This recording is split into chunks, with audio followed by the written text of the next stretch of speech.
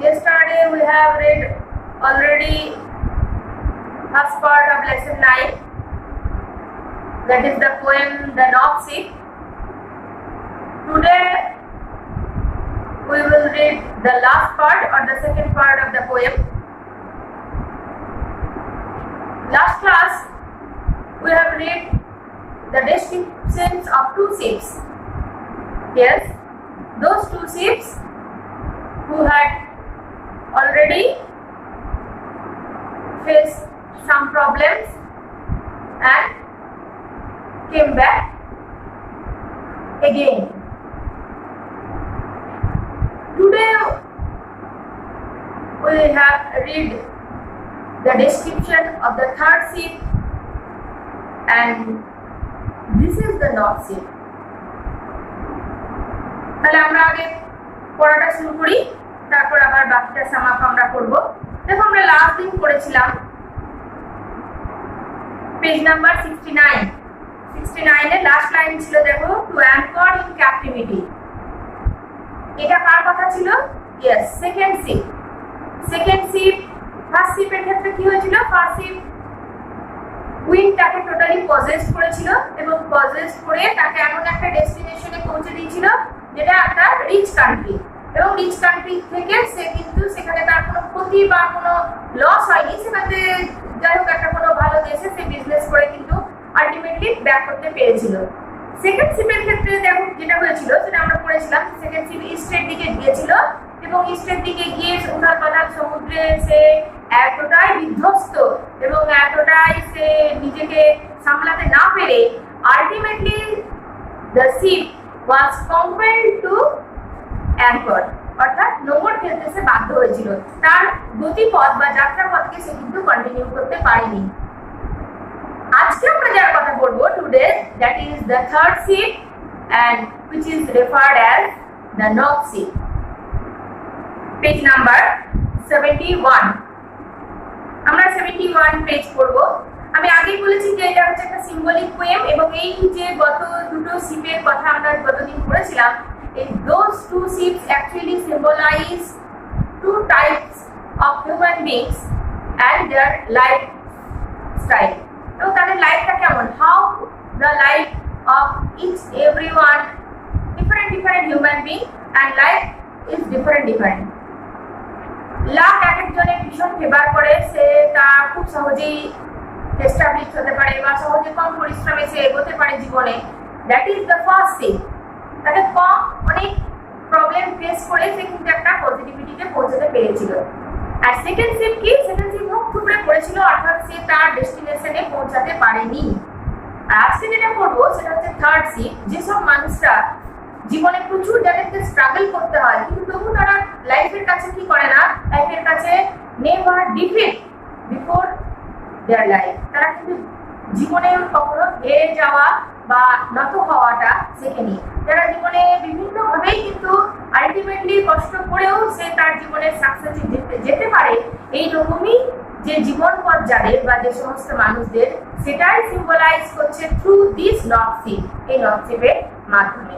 আমরা আজকে তাহলে টেক্সটটা পড়াটা শুরু করি। লাইন বাই লাইন খুব মাইনুটলি পড়বো, একটু কোরিলেট করবে এবং প্লিজ বইটা খুলবে page number 71। The third ship পড়ছি, দেখো, the third ship drove toward the north. তাহলে 3 নম্বর জাহাজ আমরা একবার পড়িনি, 3 নম্বর জাহাজ কোন দিকে গেছিল? সেকেন্ড শিপ অব্দি পড়েছিলাম। 3 নম্বর জাহাজ কোন দিকে গেল? উত্তর দিকে। ইয়েস, লেখা আছে third ship drove toward, underline করবে ড্রোভ। ড্রোভ মিন্স এমনিতে ড্রাইভ মানে হচ্ছে তোমার তাড়িয়ে দেওয়া, বিতাড়িত হওয়া, কিন্তু এখানে ড্রোভ মানেটা কি না, ড্রোভ মানে তোমার যেটা পাল তোলা বলে বা সেল, যেটা তারই সিনোনিমস হিসাবে এখানে ড্রোভ ওয়ার্ডটা ইউজ হয়েছে, অর্থাৎ drive to some else world here, অর্থাৎ কোনো একটা দিকে নর্থ শিপ কিন্তু এগিয়ে গেল। সেই দিকটা কি? নর্থ। নর্থের দিকে শিপ আস্তে আস্তে 3 নম্বর শিপ এগিয়ে গেল। সেকেন্ড লাইন এই পাতার হচ্ছে over the sea the darkening sea. তাহলে নর্থ শিপ কোন দিকে গেল? হ্যাঁ, সমুদ্রের উপর দিয়ে নর্থ শিপ এগিয়ে চললো। The darkening sea, very very important একটা ইনফরমেশন আমাদেরকে দিল, দ্যাট ইজ ডার্কেনিং সি। সেটা why the sea is so darkening?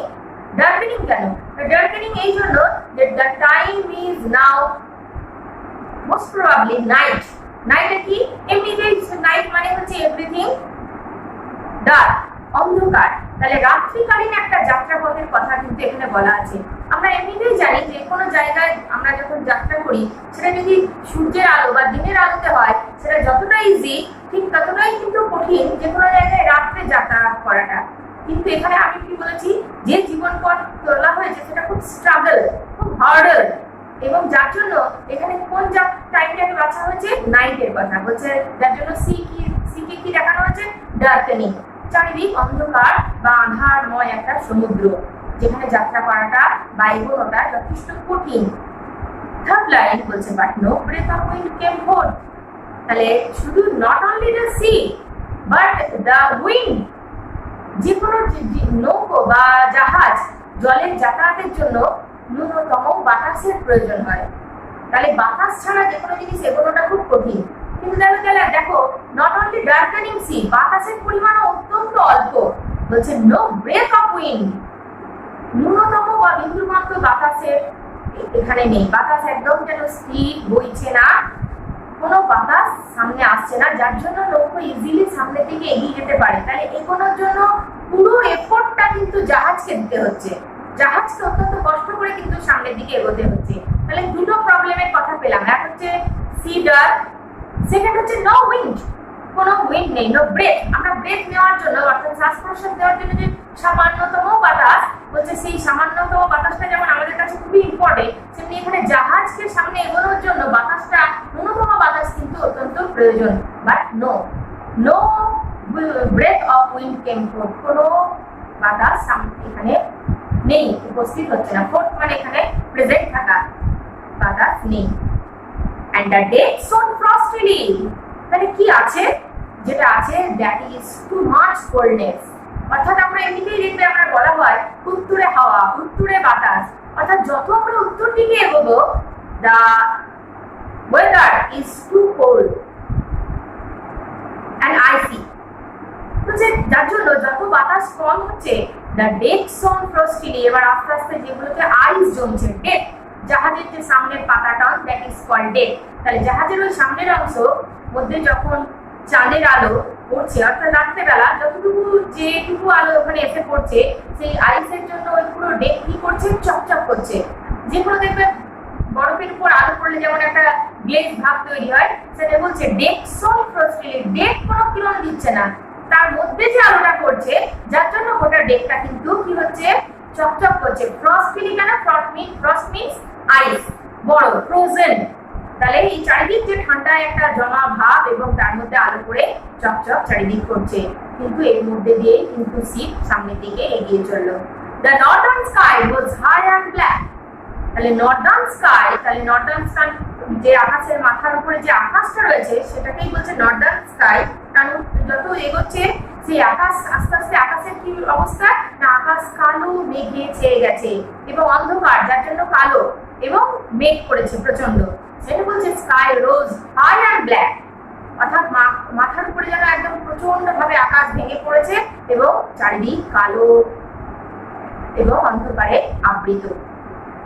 তাহলে দেখো আকাশ সেটাও কিন্তু এখানে হিন্ড্রান্স তৈরি করছে, তোমার উইন্ড দ্যাট ইজ অলসো হিন্ড্রান্স তৈরি করছে, এবং সি, তাহলে সমুদ্র, বাতাস এবং আকাশ, অর্থাৎ কোনো আলোর পরিমাণ নেই, আলো কম, বাতাস কম এবং প্রচন্ড ঠান্ডা, এই সমস্ত কিছু প্রবলেম নিয়ে কিন্তু নর্থ শিপ বা থার্ড শিপ সামনের দিকে এগিয়ে চললো। নেক্সট বলছে over the proud unfruitful sea. তাহলে শুধু এতক্ষণ বাতাসের কথা, ডেকের কথা, স্কাইয়ের কথা বললাম। বলছে যে সমুদ্র কেমন, সমুদ্র আমরা প্রত্যেকেই জানি যে সমুদ্র প্রাউড আনফ্রুটফুল। কেন প্রাউড এবং unfruitful? Because sea is too much vast thing and never forgive anything. কোনো জিনিসকে সে ফরগিভ তো করে না, আমরা একটু পরে দেখতে করবো যে আনফরগিভিং সি। তো এখানে বলছে কি proud and unfruitful. Over the proud, proud কেন না, যেহেতু চারিদিক মেঘ করেছে, সমুদ্র যেন একদম ফুলে ফেপে উঠেছে, এবং আনফ্রুটফুল অর্থাৎ এই সমুদ্র থেকে জাহাজ কিন্তু কোনো ফিডব্যাক বা কোনো উপকার পাচ্ছে না, যার জন্য behalf of the sea, the sea is totally unfruitful. Unfruitful এর বাংলা কি? unfruitful এমনিতে unfruitful মানে যা আমাদের কাছে কোনো ফলদায়ী নয়, fruitful মানে যা আমাদের উপকারী, unfruitful অর্থাৎ যেটা আমাদের উপকারে আসছে না। তাহলে এখানে সমুদ্রও কিন্তু জাহাজের সেরকম ভাবে উপকারে আসছে না, যার জন্য সমুদ্রকে এখানে জাহাজের পার্সপেক্টিভে বা two the behalf of the sea, the behalf of the ship, the sea is called here proud and unfruitful. এরপরে ওই দুই জাহাজের কথা বলা আছে, দেখো কমা দিয়ে লেখা আছে। এতক্ষণ নর্থ শিপ বা থার্ড শিপের কথা বলার পর কবি কি বলতে চাইছেন যে ওই যে দুই জাহাজের কথা আগে যেটা বলা হয়েছিল, that is the first ship and the second ship, east and west ships came back. অর্থাৎ যদি এরকম ভাবে প্রোজাইক করে বা গদ্যের ভাষায় বলি, তাহলে ফার্স্ট শিপ মানে যেটা ইস্টে গেছিল, যেটা ওয়েস্টে গেছিল, এবং সেকেন্ড যেটা ইস্টে গেছিল, বোথ কেম ব্যাক, তারা কিন্তু ফিরে এসেছে। অর্থাৎ তারা যে লং জার্নির জন্য বেরিয়েছিল, সেই লং জার্নি কিন্তু তাদের কোনোভাবেই কমপ্লিট হয়নি, তারা জার্নি ইনকমপ্লিট করে ফিরে এসেছে। কিন্তু ফিরে আসাটা দুজনের দু রকম লেখা আছে, দেখো হ্যাপিলি অর আনহ্যাপিলি। লক্ষ্য করবে এই দুটো অ্যান্টোনিমস কিন্তু একে অপরের। হ্যাপিলি অ্যান্টোনিমস হচ্ছে আনহ্যাপিলি, অর্থাৎ কোনোটা কোনো আনন্দ সুখ নিয়ে ফিরেছিল, কোনোটা দুঃখ বা কোনো একটা সরলফুল সিচুয়েশনে ফিরেছিল। বাট কবি এখানে স্ট্রেস দিচ্ছে, the poet stress the word came back. Yes, there are very very important word came back, অর্থাৎ ফিরে এসেছিল, that is important. Happily or unhappily that is not important. অর্থাৎ তারা যেটার জন্য বেরিয়েছিল, যে ডেস্টিনেশনে যাওয়ার জন্য তারা যাত্রা করেছিল, সেটা কিন্তু কমপ্লিট হয়নি, এইটাই কবি এখানে বারবার করে বলতে চাইছে। তার জন্য came back, but how, happily or unhappily, যাই হোক সেটা অত্যন্ত আনন্দের বা দুঃখের হোক না কেন, but they could not complete their total journey. Next, but the third went wide and far. তাহলে ওই দুজনের পার্সপেক্টিভে থার্ড শিপ কি? Yes, third ship able to complete his journey. The third ship went wide, অনেক গেছিল, অনেক, এখানে wide মানে এমনিতে চওড়া, তাহলে চওড়া ভাবে গেছিল তা বলছে না, সে যে তার গতিপথকে বিস্তৃত করেছিল, সে স্পেশাল ভাবে অনেক দূর যাত্রা করতে পেরেছিল। এন্ড ফার, তাহলে ওয়াইড এন্ড ফার মানে বহুদূর পর্যন্ত কিন্তু নর্থ শিপ যেতে পেরেছিল। But you notice that the problem and hindrance and the obstacle is more than two ships before that north ship. এই নর্থ শিপের কাছে কিন্তু হার্ডল বা প্রবলেমটা অনেক বেশি ছিল, অনেক বেশি পরিমাণে, কার তুলনায়? ওই দুটো শিপের তুলনায়। নর্থ শিপ কিন্তু সেখানেই তার যাত্রা ইনকমপ্লিট করে ব্যাক করে চলে আসতে পারত, but he did not do it. কি বলছে যে but the third went wide and far, very very important line, যে থার্ড শিপ কিন্তু তাহলে তার এত প্রবলেম সত্ত্বেও সে যাত্রাপথকে এগিয়ে নিয়ে গেছিল। অর্থাৎ আমাদের হিউম্যান বিংস এর মধ্যে যারা আমরা প্রচন্ড স্টেডি বা যারা তোমার যে কোনো ডিউটিতে খুব দায়বদ্ধ, তারা কিন্তু অনেক হার্ডেল সহ্য করেও সামনের দিকে কিন্তু এগোতে তারা সক্ষম হয়। তারা কিন্তু বুঝতে পারে না বা সেখানে তার লাইফকে স্টপ করে দেয় না।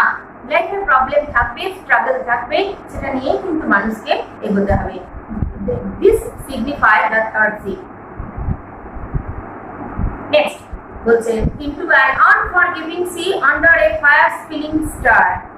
থার্ড শিপের সম্বন্ধে আরো কিছু ইনফরমেশন দিচ্ছে যে থার্ড শিপ যে এত দূর যাত্রা করেছিল, কিরকম ভাবে into an unforgiving sea, সেই সমুদ্রের উপর যে সমুদ্র কোনোদিন কাউকে ক্ষমা করে না। ইয়েস, সমুদ্র কিন্তু কখনোই কাউকে কোনো অবস্থাতে একটু মিস্টেকের জন্য ক্ষমা করবে না। যদি জাহাজের কোনো ত্রুটি বা জাহাজ কোনো মিস্টেক করে, সে কিন্তু সেই মুহূর্তে কিন্তু টোটালি একদম সিঙ্ক, অর্থাৎ সে কিন্তু ডুবে যাবে। অর্থাৎ জাহাজের কোনো ভুলকে কোনোভাবে সমুদ্র কিন্তু ক্ষমা করবে না। এই যে সমুদ্র কোনো ভুলকেই ক্ষমা করে না, যার জন্য এখানে সমুদ্রকে কি বলা হচ্ছে? Unforgiving sea. ফরগিভ মানে ক্ষমা করা, আনফরগিভ মানে হচ্ছে যে ক্ষমা করতে পারে না বা ক্ষমা করা যার ধর্ম নয়। Under a fire spilling star, এবং আগেই বলেছি যে the total atmosphere is night, রাত্রিকালীন একটা সিচুয়েশনের কথা এখানে তুলে ধরা হয়েছে। তাই আলোর কি সোর্স? না, আলো নেই বললেই চলে। ফায়ার স্পিলিং স্টার, দেখবে তোমার বিভিন্ন সময় তারা খসে আসে।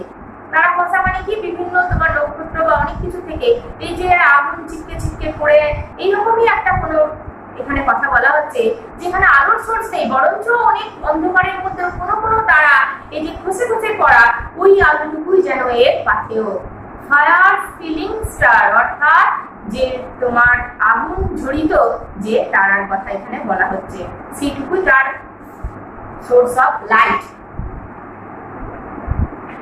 And it was lit for a long journey. Last line of the poem কি বলছে, and it was lit, তাহলে এত বাধা, যেখানে আলো কম, বাতাস কম, সমুদ্র উত্তাল, সমুদ্র ক্ষমাহীন এবং আকাশ অন্ধকার, কালো মেঘাচ্ছন্ন, এত অসুবিধা, এত প্রবলেমের মধ্যেও the third ship এর জন্য কি বলা আছে, and it মানে কে, yes the third ship, that is the north ship, যে শিপটা নর্থে যাত্রা করেছিল। It was built for a long journey. এত বাধা সত্ত্বেও সে কিন্তু একটা লং জার্নির জন্য নিজেকে প্রস্তুত করে যেতে সক্ষম হয়েছিল। Yes, that is the poem. তাহলে পোয়েমটা এখানে কমপ্লিট হলো। তাহলে কোন জাহাজটাকে এখানে অ্যাকচুয়ালি কবি হাইলাইট করছে, না হাইলাইট করছে থার্ড শিপকে, যার জন্য কবিতার নাম নর্থ শিপ। নর্থের দিকে যাত্রা করেছিল যে শিপ, এবং তাকে এখানে যেহেতু হাইলাইট করা হচ্ছে এবং এই তার স্ট্রাগলকে, তার যাত্রাপথকে এখানে বোঝানো হয়েছে যে that is very very important and that is expensive and it should be, এবং এরকমই হওয়া উচিত। আমাদেরকে স্টেডি হতে হবে, আমাদেরকে অনেক হার্ড হতে হবে, কোনোভাবেই আমাদেরকে উইক এবং আমাদেরকে পাওয়ার হলে চলবে না। এই জন্য এর মাধ্যমে থার্ড শিপ অর্থাৎ নর্থ শিপকে সিম্বল করে কবি এখানে আমাদের সামনে এই এত সুন্দর একটি কবিতা তুলে ধরেছেন, যেখানে দুটো শিপের সঙ্গে থার্ড শিপের তুলনাটা আমাদেরকে অবশ্যই বুঝতে হবে এবং গোটা কবিতাটা খুব ভালো করে পড়বে লাইন বাই লাইন। আবার যদি কোনো কোশ্চেন বা কোনো লাইন বুঝতে কিছু অসুবিধা হয়, প্লিজ মেসেজ মি, আমাকে জিজ্ঞাসা করবে গ্রুপে, আমি তার অ্যান্সার দিয়ে দেবো। এরপরে যে এমসিকিউ গুলো আছে, এমসিকিউ গুলো তোমরা প্রত্যেকে করতে পারবে। আর মাত্র দেখবে এখানে দুখানা কোশ্চেন আছে। ওই যে কোশ্চেনটা আমি বললাম, যেটা give any 2 points of difference between the journey of the third ship and the other two ships। তাহলে প্রথম দুটো শিপের সঙ্গে থার্ড শিপের জার্নি যে ডিফারেন্সটা, কারণ তাদের যে সমস্যা হয়নি, তারা একজন নির্দিষ্ট কোনো গন্তব্যস্থল রিচ কান্ট্রিতে পৌঁছাতে পেরেছিল, আর আরেকজন তোমার তার যাত্রায় কমপ্লিট করতে পারেনি, সে টোটালি কনফাইন্ড ইন ক্যাপটিভিটি। এবং থার্ড শিপ যে বিভিন্ন হার্ডল হিন্ড্রান্স থাকা সত্ত্বেও সে তার যাত্রা কমপ্লিট করতে পেরেছিল, এই ডিফারেন্সটা কিন্তু আমাদেরকে লিখতে হবে গদ্যের ভাষায়, এই কবিতার লাইন ঢুকে দিলে হবে না। নেক্সট, আর প্রথম যে কোশ্চেনটা আছে, what did the wind do to the second sheep? This is very easy.